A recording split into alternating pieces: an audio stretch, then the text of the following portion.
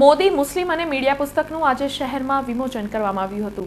જાણીતી મેગેઝિન માનુષીના તંત્રી મધુકીશ્વરે મોદી મુસ્લિમ અને મીડિયા નામની પુસ્તક લખી હતી। આજરોજ વડોદરાની સૂર્યા પેલેસ હોટલ ખાતે મધુકીશ્વર, ગુણવંત શાહ તથા મુસ્લિમ સમાજના આગેવાન તથા ઉદ્યોગપતિ ઝફર શરેશવાલા, સાંસદ બાળુ શુક્લ, ધારાસભ્ય જીતેન્દ્ર સુખડિયા, પિયુષ શાહની હાજરીમાં પુસ્તકનું વિમોચન કરવામાં આવ્યું હતું। પુસ્તકના વિમોચન પ્રસંગે ઝફર શરેશવાલાએ કહ્યું હતું કે 2002ના રમખાણોના કારણે તેઓ મોદીના વિરોધી હતા। જો કે મોદીને મળ્યા બાદ તેમની પાસે મેળવેલી માહિતી બાદ તેઓને સત્ય સમજાયું હતું અને તે માટે 12 વર્ષથી ગુજરાતમાં કર્ફ્યુ लाग्યો નથી તેને મોદીનું સૌથી મોટું અચીવમેન્ટ ગણાવ્યું હતું કે મોદી इस मुल्क की सबसे बड़ी जरूरत है, सबसे बड़ी। और दूसरा, मुसलमानों का उद्धार भी अगर कोई कर सकता है तो वो मोदी कर सकता है। मुसलमान हो क्योंकि मैंने उसके कंडक्ट को 11 साल देखा है, लेकिन आपको पता है कि राइट तो खत्म हो जाता है 3 दिन में, 5 दिन में, 10 दिन में, लेकिन जो आफ्टरमैथ ऑफ राइट है, आफ्टरमैथ ऑफ राइट वो वही जान सकता है जो गुजरात में रहा हो, है ना।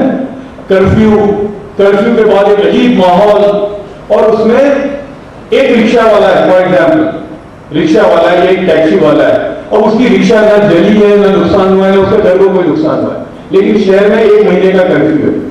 हमारी या मीडिया की इस्तेलाह में वो विक्टिम नहीं है, लेकिन 2 दिन अगर वो अपनी रिक्शा नहीं निकाले तो वो बिलो पॉवर्टी लाइन चला जाता है। ऐसे हजारों हिंदू मुसलमान बेचारे कहां चले जाते हैं उनके बारे में किसी को पता नहीं होता। अच्छा, ये सिलसिला गुजरात में 50 साल से चल रहा है ना। Am I wrong in this? मैंने 69 में मेरी 5 साल की 6 साल की उम्र थी, अभी भी मुझे धुंधला याद है। उसके बाद हर वक्त देखा तो गुजरात जो है, गुजराती इंटरप्रेन्योर वो थी, लेकिन गुजरात में कुछ भी नहीं था। तो 50 साल तक का एक जमाना ऐसा गुजरा है कि एवरी डिकेड, हर 10 साल में 3-4 बड़े-बड़े दंगे होते थे और एक अजीब माहौल था।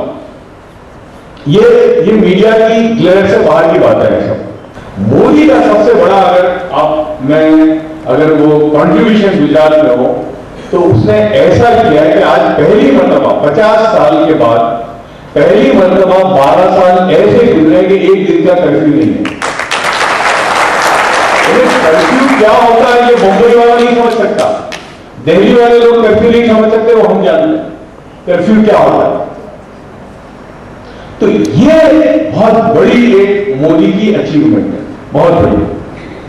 हम मुसलमान हैं, हम लोगों को मालूम है, मैं अपनी दाढ़ी के साथ अगर राइट नहीं हो, राइट नॉर्मल दिनों की बात करता हूं, तो मेरी घाटियों के एरिया में जाने की हिम्मत नहीं होगी, क्यों डर लगता है। अजीब, हालांकि कुछ नहीं है, लेकिन एक आज अगर आप अहमदाबाद में, बड़ौदा में भी होगा शायद, लेकिन अहमदाबाद का मैं आपको बताता हूं कि अहमदाबाद का कोई इलाका ऐसा नहीं कि ना वहां हिंदू नहीं जाता, हिंदू भी जाता है, मुसलमान भी जाता है, बिल्कुल आपको दिखेगा, जो पहले कभी भी नहीं था 50 साल में।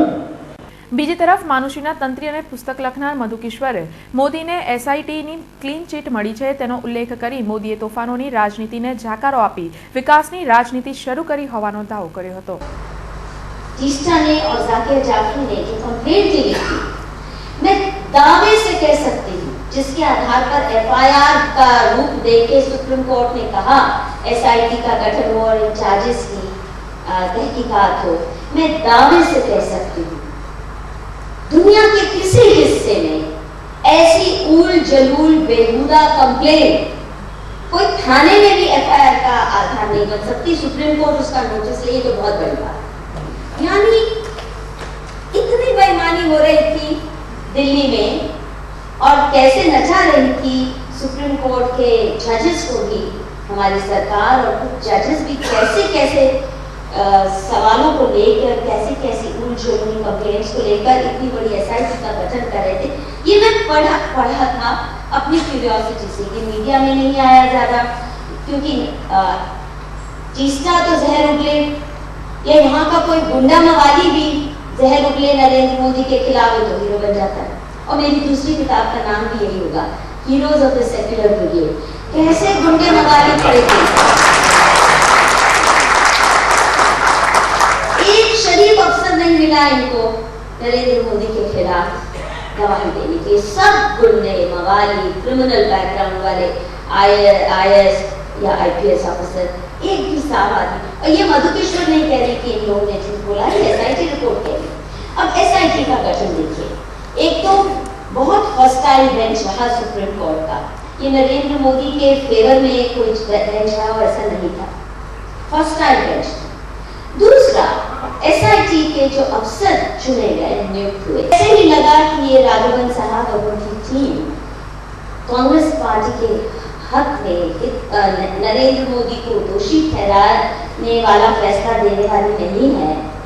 इतनी स्क्रूटनी हुई नरेंद्र मोदी की, कितने 12 घंटे की शायद क्रॉस क्वेश्चनिंग हुई, सैकड़ों बाकी विटनेसेस क्रॉस क्वेश्चनिंग, उसके बाद जो तीसरा सेटलवार्ड के अप्रूवल से अफसरों ने SIT की गठन हुई थी, जिनकी जब उनकी रिपोर्ट तीसरा सेटलवार्ड या कांग्रेस पार्टी के पक्ष में नहीं गई तो उन्होंने कहा इसको डंप करो, दोबारा से एक नई SIT बनाओ। यानी सुप्रीम कोर्ट हर महीने मॉनिटर कर रही है और कई सारे ऑर्डर्स सुप्रीम कोर्ट के भी हैं कि SIT अच्छा काम कर रही है, पर अंत में निष्कर्ष जो उनका निकला, इतनी माइन्यूट स्क्रूटनी के बावजूद जो निष्कर्ष निकला कि निर्दोष है। एक FIR के भी का भी छोटी मोटी FIR भी नहीं दर्ज कर सकते, इतना भी सबूत नहीं मिला जब नरेंद्र मोदी के खिलाफ, तो कहा गया SIT को दोबारा से गठन, फ्रेश गठन किया।